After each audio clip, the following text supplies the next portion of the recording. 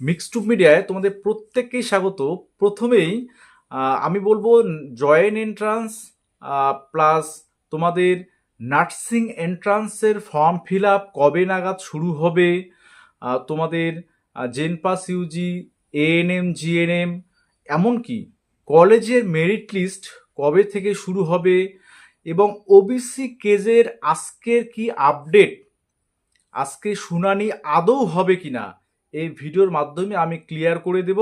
তো অবশ্যই first time visit করলে চ্যানেলটি সাবস্ক্রাইব করবে এবং অবশ্যই ভিডিওটি প্রচুর পরিমাণে শেয়ার করবে।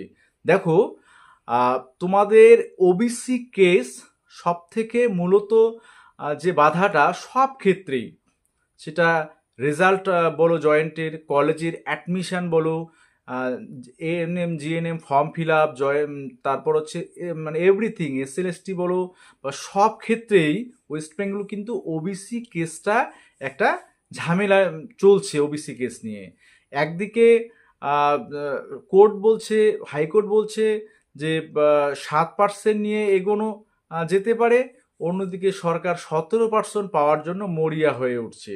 তো সেক্ষেত্রে স্বভাবতই সমস্ত কিছুর ক্ষেত্রেই কিন্তু বিষয়গুলো পিছিয়ে যাচ্ছে। কলেজের এডমিশন পিছিয়ে যাচ্ছে, জয়েন্টের রেজাল্ট পিছিয়ে যাচ্ছে, মানে এমন একটা সিচুয়েশন তৈরি হয়েছে ছাত্রছাত্রীদের ভবিষ্যৎ নিয়ে, মানে যাকে বলে ছেলে খেলা হচ্ছে। তো আজকে একটা গুরুত্বপূর্ণ দিন ওবিসি কেজের ক্ষেত্রে। দেখো, যখন রাজ্য সরকার 7% নিয়ে এগোবে না, তখন সেক্ষেত্রে হাইকোর্টের নির্দেশ না মানলে সুপ্রিম কোর্টে যেতে হবে। তো সুপ্রিম কোর্টে তোমরা জানো যে 11 তারিখ ওবিসি মামলার হিয়ারিং হয়নি, তারপরের দিকে 12 তারিখের দিকে সেটা ওরাল মেনশানিং হয়েছিল। ওরাল মেনশানিং মানে তোমাদের মেনশন করার জন্য যে প্রসিডিওরগুলো রয়েছে তার মধ্যে একটা ওরাল মেনশানিং, যে চিফ জাস্টিসের কাছে যে একটা গুরুত্বপূর্ণ বিষয় হিসাবে দেখিয়ে, বা তোমাদের জয়েন্ট রেজাল্ট, কলেজের অ্যাডমিশন, বিভিন্ন ক্ষেত্রে বিভিন্ন দিক দেখিয়ে তোমাদের এই ওবিসি কেসটা কিন্তু ওরাল মেনশানিং করা হয়েছে এবং আজকে রীতিমতো লিস্টেড রয়েছে। আমি তোমাদের স্ক্রিনে দেখাচ্ছি বিষয়টা যে লিস্টেড রয়েছে কিনা। তো আজকে দেখো, আজকে চিফ জাস্টিসের বেঞ্চে মহামান্য সুপ্রিম কোর্টে ওবিসি কেজের হিয়ারিং রয়েছে। সেটা কখন হবে সেটা এক্স্যাক্টলি বলা আছে, তবে প্রথমের দিকেই, অর্থাৎ যে এই ওরাল মেনশানিং এর বিষয়গুলো সম্ভবত প্রথমের দিকেই হয়ে থাকে শুনানি। তো আমরা জানি যে 10:30 থেকেই কোর্ট বসবে, কোর্টরুম। তো 1 নাম্বার কোর্টে এই যে আইটেম নাম্বার, এই আইটেম নাম্বারটা উঠবে এবং সেটাতে কি ডিরেকশন আসে, সেটা 7% নিয়ে সুপ্রিম কোর্ট এগিয়ে যেতে বলে, না তোমাদের 17% ওবিসিকে নিয়ে, অর্থাৎ নতুন যে লিস্ট সেটা নিয়ে সমস্ত কিছু কাজ হয়, সেই বিষয়ে কিন্তু একটা ডিরেকশন পাবো বা পাওয়া যাবে, এরকমটাই কিন্তু আশা করা যাচ্ছে। এবং অবশ্যই একটা যাতে ভালো ডিরেকশন পাওয়া যায় সেটার দিকেই কিন্তু আজকে সকলে তাকিয়ে রয়েছে।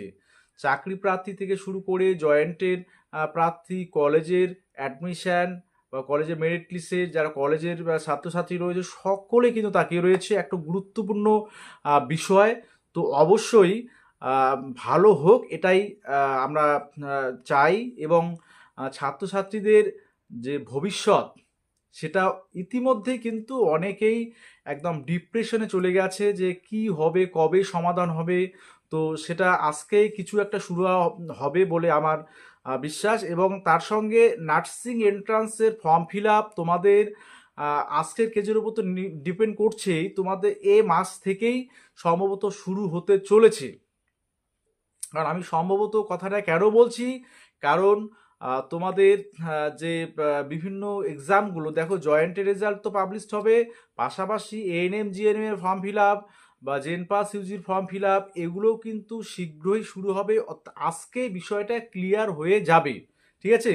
তো আজকে কি হয় সেদিকে তাকিয়ে অবশ্যই আপডেট আমি তোমাদের দেব, যে আহ, কবে কি হবে বা আজকে কি হলো সেই বিষয়টা নিয়ে অবশ্যই মিক্সড মিডিয়ার পর্দায় তোমরা চোখ রাখবে। ঠিক আছে, সকলে ভালো থাকবে, সুস্থ থাকবে এবং সকলেই টেনশন করার কিছু নেই, একটা ভালো সুরাহা ওবিসি নিয়ে আসবে, এটাই আমরা আশা করব। ঠিক আছে, সকলে ভালো থাকবে, সুস্থ থাকবে।